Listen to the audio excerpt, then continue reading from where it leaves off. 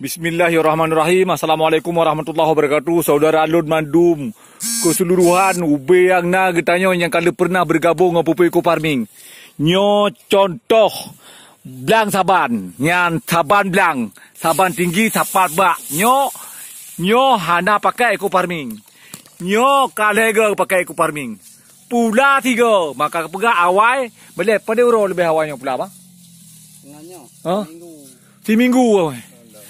Seminggu awai pula. Nyan awai pulanya seminggu yan. Nyan kada lega, nyan kada ya Allah Rabbi. Yang paling tiur. Nyo yang pernah pun Bang Poji, nyo Bang Poji. Nyan yang tiur. Nyo Bang Poji je gure.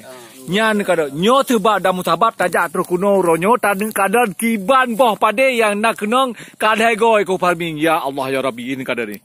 Nan kada nah hawa tu yang boh pade. Umur pun pade pakai apa ji? Belah huruf pertama. 28.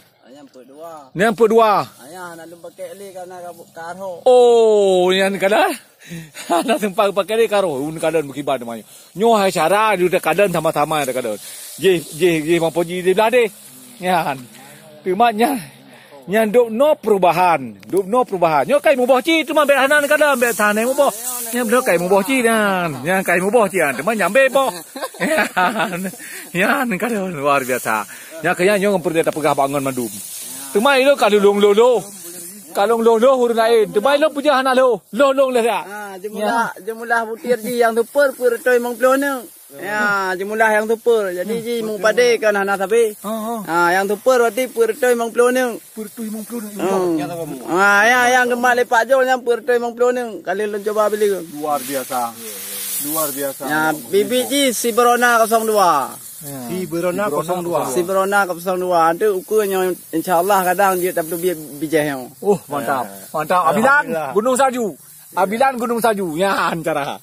Ya, Gunung Salju. Ada putus saya kadang naik hidup namu. Ona panjangmu ni. Ya, ni katanya mantap babak. Ya, jangan view. Ya, ini luar biasa. Suputnya tajak tak kadang kebenaran tentang informasi yang kali gebi di Bang Poji. Nyo lega gebuh cara insyaallah sempurna tabak gebuh lagi ada penegah. Terima kasih sahabat. Halo sahabat, Mandum Tanyo, baik tua, salam sinergi, go berkah, no riba. Terima kasih. Assalamualaikum warahmatullahi wabarakatuh.